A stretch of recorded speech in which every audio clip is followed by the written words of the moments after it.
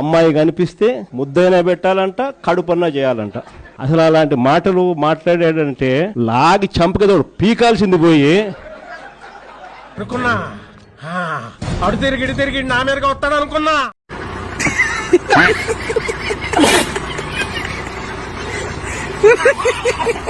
ఈ రోజు మళ్ళీ నెక్స్ట్ 3 ఏళ్ల తర్వాత ఎన్నికలు వస్తాయి. ఎన్నికల్లో ఈ రాష్ట్రంలో మళ్ళీ అత్యధిక మెజారిటీతో 151కి మించి 200 స్థానాలకు పైగా గెలిచి ఏం మాట్లాడుతున్నారా నువ్వు? నీకేమైనా బుర్రున్నదారా? కానీ ఈ నెగిటివ్ ప్రాపగాండాలో మీ మీద కొన్ని రకాల టైటిల్స్ ఖాయం చేశారు. మీ మీద పెట్టిన టైటిల్స్ లో కొన్ని చూడండి, గంట రాంబాబు, శ్యాంబాబు, కాంబాబు, తర్వాత ఇంకేంటి ఆంబోద్ రాంబాబు, సంబరాల. దీంట్లో ఏ టైటిల్ మీకు బెస్ట్ సూట్ అవుద్ది అంటారు?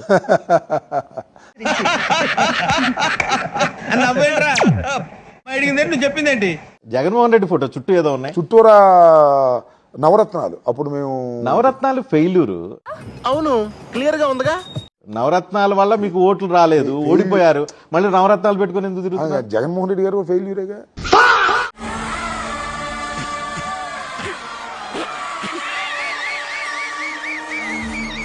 కనిపించలేదు కాబట్టి ఉచ్చలవిడిగా జరుగుతా ఉన్నాయి.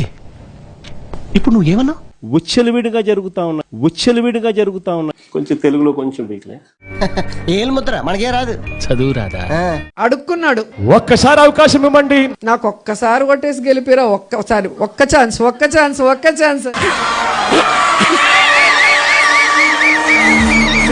ఇదే పిల్ల నీ కంటికి పిల్లలా కనబడుతుందా? ఇంట్లో కూర్చొని తిని ఒంటి నిండా కొలెస్ట్రాల్ పెంచుకొని అడ్డంగా పెరిగింది. నాకంటే 7 కేజీలు ఎక్కువే ఉంటుంది.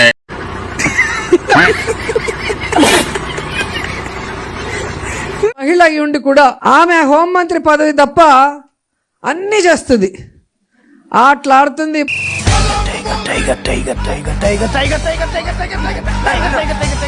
పాటలు పాడుతుంది. నా మగుడే బ్రహ్మచారి, నేనేమో కన్యాకుమారి. ఎందుకైనా మంచిది నేను నమ్మలం. నేను ఒకసారి ఫోన్ చేసి కనుక్కుంటానే. 3 ఏళ్ల కిందట మూడొచ్చేసి ముదిరి బెండకాయని చూసి మూడొచ్చా.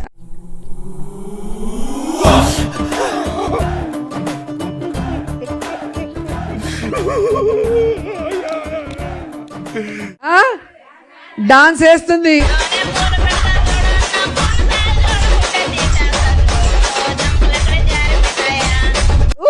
అని కూతలు పెడుతుంది. అమ్మాయి ఏం ఫీల్ ఉండదు మామయ్య. జైల్లో పెట్టినప్పుడు మిమ్మల్ని ఇబ్బంది పెట్టారని మీరు జడ్జి గారికి చెప్పారు. నిజమేనా? 100%. అసలు అబద్ధం చెప్పాను నేను. ఏమన్నా ఎక్స్ప్లెయిన్ చేయగలరా దాని గురించి? చూడండి, కూర్చోబెట్టి నన్ను ఇట్లా బాగా నడుపుతా చేసి ఈ 2 కాళ్ళు చాపు. ఈ 2 కాళ్ళని వాళ్ళిద్దరు కానిస్టేబుల్స్ కి ఆదేశిస్తే ఈ కాళ్ళని బూటు కాళ్ళు పెట్టి సాగదీస్తున్నారు. ఇలా స్ప్రెడ్ చేస్తారు. ఒక్కసారి పందిగారి మాటలేనండి. జగన్మోహన్ రెడ్డి అంటున్నామంట. అది పందిగారి ప్రాబ్లం. ఇంతకీ ఎవరు సార్ ఎంగ వెంకట్రావు? ఎవడో ఒకడో యువస్వామిటంట జగన్మోహన్ రెడ్డి గారిపై ఇష్టానుసారంగా మాట్లాడుతూ ఉన్నారు. అలాగే జగన్ రెడ్డి అని చెప్పేసి మిమ్మల్ని ఎక్కడో చూసినట్టుందండి. ఆ కొడుక జగన్మోహన్ రెడ్డిగా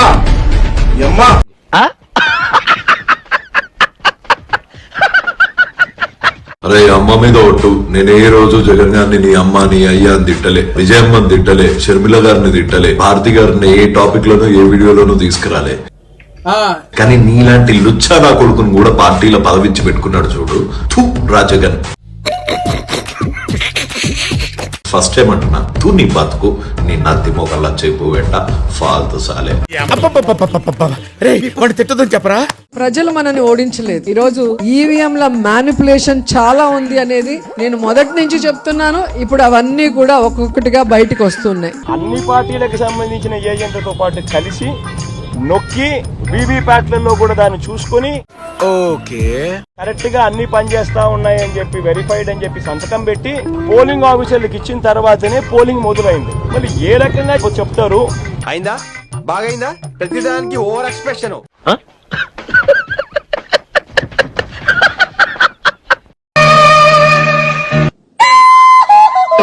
చిచ్చి, బేవర్స్ గాళ్ళు ఎక్కువైపోయి ఎక్కడో చూసినట్టుందండి.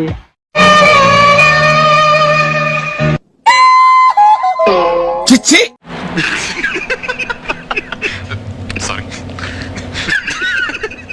చంద్రబాబు నాయుడు ఈ రోజు చేస్తా ఉన్న రాజకీయంలో కనీసం 1% కూడా మనం ఆ రోజుల్లో ఎప్పుడు చేయలే.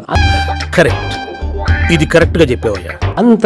అంతగా మనం ప్రజాస్వామ్యాన్ని పట్టపగలే కూని చేస్తా ఉన్నా కూడా ఎవరూ మాట్లాడలేని పరిస్థితిలో ఈ పాలన సాగుతా ఉంది. ఇదెవడండి బాబు, ఆయన నాన్నే అదమని చెప్పేసుకుంటున్నాడు. ఆయన గురించి ఆయన తెలిసినంత మనకు తెలియదు కదండి.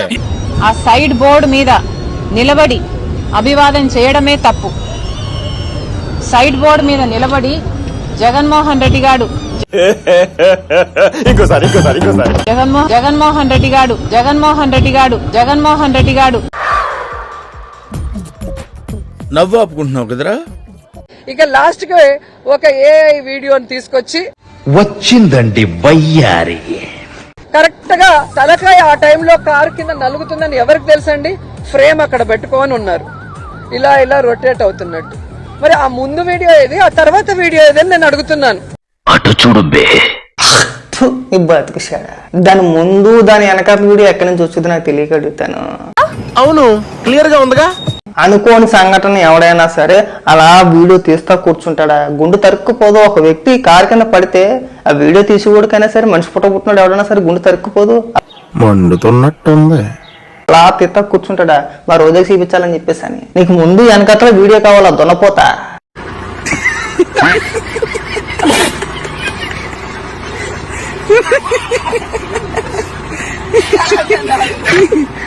వైఎస్ఆర్సీపీ కార్యకర్తలకు కావచ్చు, నాయకులకు కావచ్చు, మీరిచ్చే భరోసా ఏంటంటారు? చెప్పు.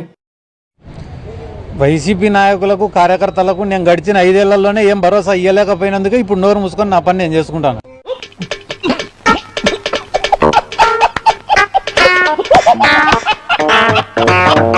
నేనెవరో గుర్తుందా?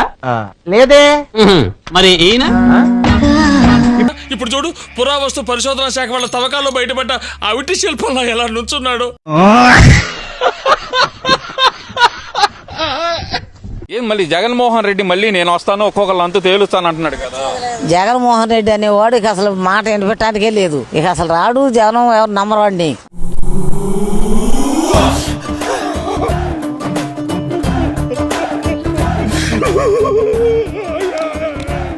అమ్మ, పెద్దమ్మ, అక్కమ్మ, చెల్లెమ్మ అనుకుంటా నెత్తి మీద చేసి ముద్దులు పెట్టి మోసం చేశాడు. అంటే అది వచ్చి మా ఇల్లు ఆయన వచ్చి అక్కడ నుంచి డైరెక్ట్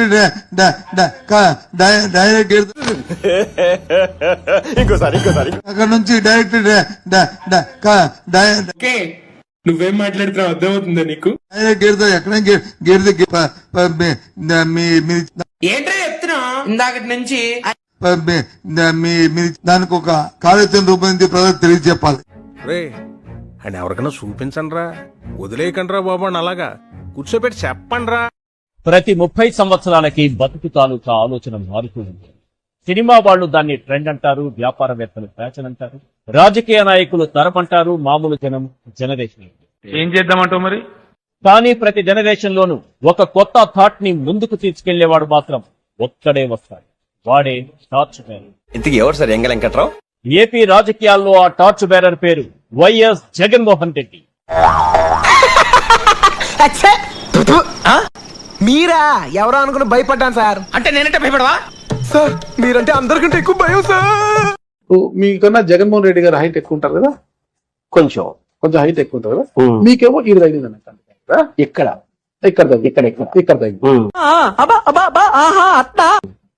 జగన్మోహన్ రెడ్డి గారు ఇక్కడ తగిలింది, ఇక్కడ తగిలింది. అంటే రాయి ఇట్లా వేగంగా వచ్చినప్పుడు మీకు ఇలా తగిలి ఇలా పోయింటదన్న.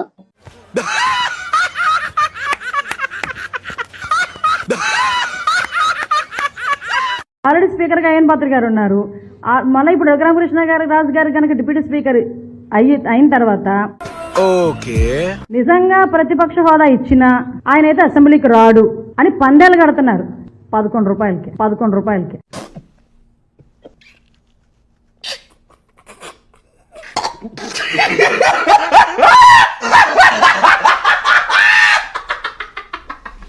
ఈ వైఎస్ఆర్సీపీ తనకి ఒక కరపత్రిక ఉంది అధ్యక్ష, ఏదైతే అవినీతి పత్రిక. నవ్వు ఆపుకుంటున్నావు కదరా. నేను కూడా చెప్తూ ఉంటా, ఏదైతే మనం కూడా సిగరెట్ ప్యాకెట్ మీద చూస్తూ ఉంటాం, పొగ తాగుట ఆరోగ్యానికి హానికరం అని. అవును, క్లియర్ గా ఉందిగా. అదేవిధంగా సాక్షి పత్రిక చదవడం కూడా ఆరోగ్యానికి హానికరమే అధ్యక్ష. అంటే అది వైసీపీ మళ్ళీ ఏపీలో కనిపిస్తుంది అంటారా? ఇంకొన్నాళ్ళు పోతే అలాంటిది పార్టీ ఉందని కూడా మర్చిపోతారు జనాలు, నాకు తెలుసు. ఒరే చందు, నేను క్లాసికల్ డాన్సర్ కదా అని క్లాస్ గా కనిపిస్తున్నాను అనుకుంటున్నావేమో. తేడా తోలు తీసేస్తాను ఏమనుకుంటున్నావు. వైసీపీ ఓడిపోవటానికి అసలు కారణాలు ఏంటి? ఒకవేళ గుర్తుంటే కూడా వాళ్ళు చేసిన అరాచకాలన్నీ గుర్తుంటే గుర్తున్నారు. చిన్న మాట అన్నాడు, 5 సార్లు ఓడిపోయారు మీరు. ఒక చిన్న మాట అన్నారు అచ్చెన్నాయుడు గారు గెలిచిన తర్వాత. ఇంకా బతికే ఉన్నాడా? నేను గెలిచాను, చాలా సంతోషం ఉంది, కానీ పెద్దగా సంతోషం లేదు గెలిచిన దానికోసం. ఎందుకంటే ఒక పూజకు పనికిరాని పువ్వు పైన నేను గెలిచినాను. కూరలో కరేపాకు తీసేసినట్టు, చారులో కొత్తిమీర తీసేసినట్టు నన్ను తీసాడు. అది పెద్దగా కిక్కు లేదు నాకు అన్నారంటే ఎంత తీసి పడేశారు కదా మిమ్మల్ని. అసలు ఒక పూజకు పనికిరాని పువ్వు. చూసేశాను, ఈ జన్మకి చాలు, నేను పోతానన్నయ్య, నేను పోతాను, నాకు ఇది వద్దన్నయ్య, నేను పోతాను. పై నేను గెలవడం అంత కిక్కు లేదు నాకంటే. అసలు ఏంటి అసలు? నిన్ను కొట్టినా కుక్కను కొట్టినా ఒకటే. దివ్యల మాధురి పుట్టినరోజు ఊహిస్తేనే భయంకరంగా ఉంది. మీ అందరికి ఎలా ఉన్నా దువ్వాడ శ్రీనివాస్ కు మాత్రం దివ్యల మాధురి పుట్టినరోజు ఒక పండుగ రోజు. నవ్వుతున్నారు శ్రీనివాస్. ఏమిటి సిగ్గుపడుతున్నారా? వీడి మొఖానికి సిగ్గు కూడాను. Many many happy returns of the day. Thank you Raja. ఏంటి బాబన్న, ఇంకోసారి అన్న. Many many happy returns of the day. Thank you Raja. చిచ్చి, మీరు సిగ్గుపడకండి, చచ్చిపోవాలనిపిస్తుంది. నాకేమైనా ట్రోల్ చేస్తే ఆగిపోతాను అనుకోవడం ట్రోలర్స్ తాలూకా భ్రమ. అలా ట్రోల్ చేస్తే నేను ఆగేది లేదు, ఇంకా ఏంటి సార్ అది? అలా ట్రోల్ చేస్తే నేను ఆగేది లేదు, ఇంకా రెచ్చిపోతాను.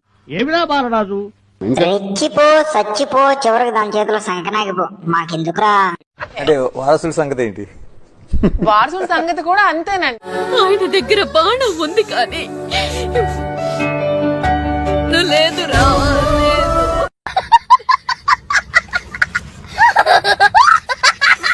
అత్యంత దారుణమైన విషయం ఏంటంటే ఈ కార్పొరేషన్ లో ఈ గడిచిన 3 సంవత్సరాల కాలంలో కేవలం స్నాక్స్ అంటే టీ, సమోసా, బిస్కెట్.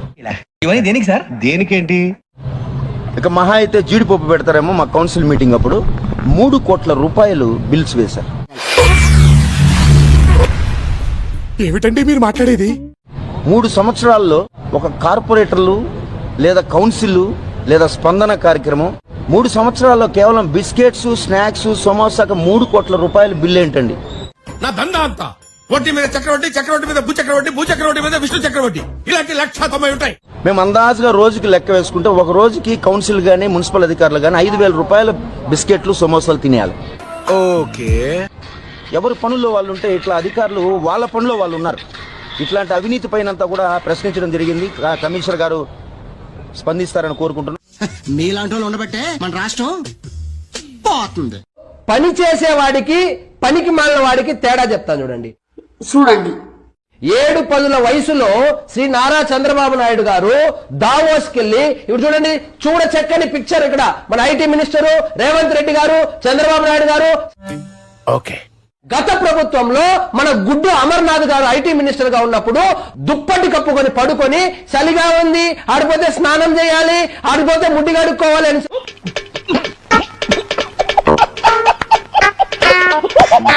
దుప్పటి కప్పుకున్న పనికి మాలినోడు ఎక్కడ?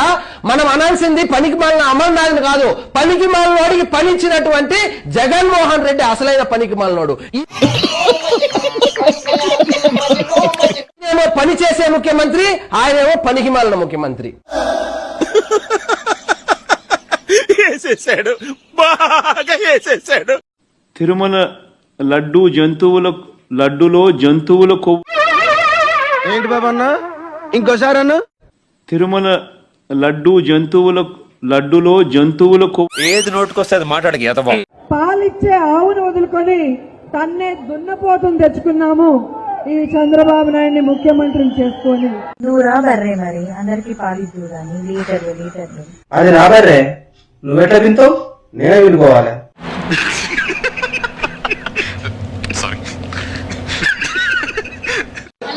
and final question to you.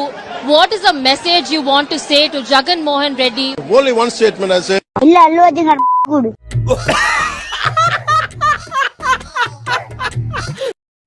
ఈ పులి లాంటి జగనన్న ముందే పుడతాడని తెలిసి దానికి పులివెందులు అని పేరు పెట్టారని తెలుసు. నాతో చెప్తే చెప్పావు కానీ ఇంకెవరితో చెప్పకు, ఎవరు నమ్మరు. సరే మీరు ఇది గమనించారా? పవన్ కళ్యాణ్ ని ఎవరెవరు తిట్టారో వాళ్ళందరూ ఓడిపోయారు. జన్మలో ఇంకెవరిని కేలకడం వల్లభనేని వంశీ దగ్గర నుంచి కొడాలి నాని, రోజా వీళ్ళందరూ ఓడిపోయారు. 164 మంది ఓడిపోతే మళ్ళీ అందరూ ఓడిపోయారంటే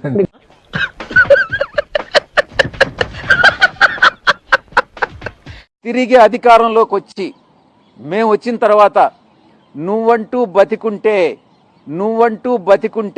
అంటే ఏం చేస్తావరా? చంపుతావా? నరుకుతావా? ఏం చేస్తావరా? తిరిగి జైలు పాలు కాక తప్పదు. బాబు పక్కెళ్ళాడుకోమ్మా, మాట్లాడే పని ఉంది. ఆరింటికోసారి ఏడింటికోసారి పావు తక్కువ 10టికోసారి పడుకుంటే ఓసారి మెలుకుంటే ఓసారి ఏమి తోసక కూసుంటే ఓసారి.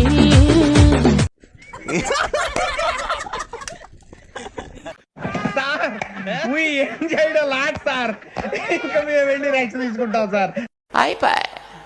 ఈ వీడియో నచ్చితే మీకు ఏం చేయాలో తెలుసు కదా, లైక్, షేర్ అండ్ సబ్స్క్రైబ్.